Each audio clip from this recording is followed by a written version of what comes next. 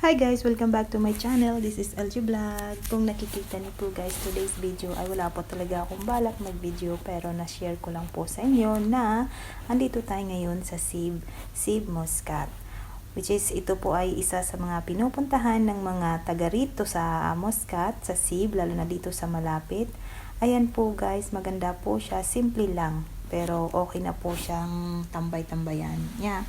Tumambay kami dito ni Miss Mercy. Wala po akong balak talaga mag-video. So, nakita ko siyang nag-shoot. I feel like, try ko nga. At isa pa, wala akong dalang phone. So, ibang phone ang bitbit ko. Kaya wala po talaga akong balak mag-take videos.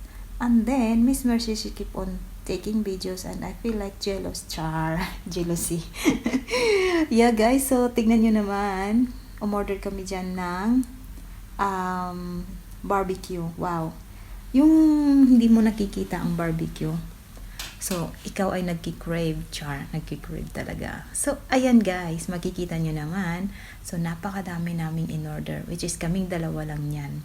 So, ang in-order namin guys ay 10 chicken na barbecue, which is 200 by ang isa. And hindi ko alam kung magkano ang convert niyan sa atin. And then 5 beef po yan, barbecue, So, habang naantay namin yung barbecue namin, ayan, manonood muna tayo sa ating kapaligiran, So, hindi siya masyadong mataas ang tubig, kaya ayan, may chance po tayong umupo dun sa gitna.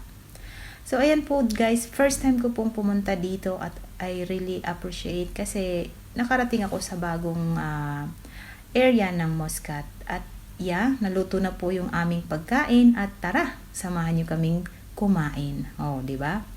So, ayan, luto na po siya. So, medyo gabi-gabi na. Tinulungan kami ng isang tagaluto nila para sa pagbukas. O, ayan.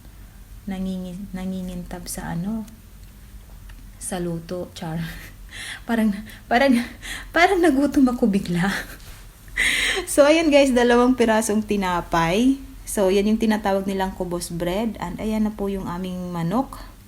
So, ayan, tara na, umpisahan na natin. So, yung french fries namin po ay late po siyang dumating. So, hindi ko alam kung lulutuin pa ba nila or isi-serve pa ba nila sa amin.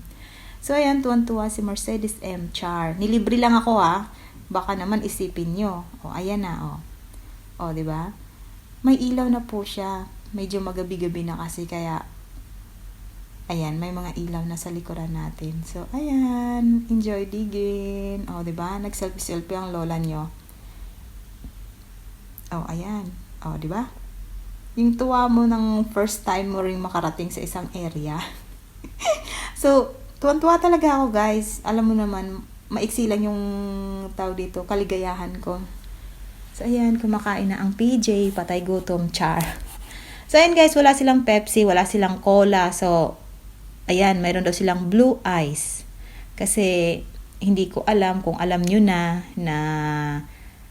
hindi nila tinatangkilik ang international this time. International na mga pagkain, lalo na pag US.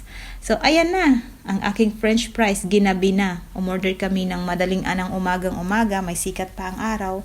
Dumating po siya ng very late. So, ayan po. Naubos na yung pagkain namin, saka dumating yung french fries, pastilan, dolor.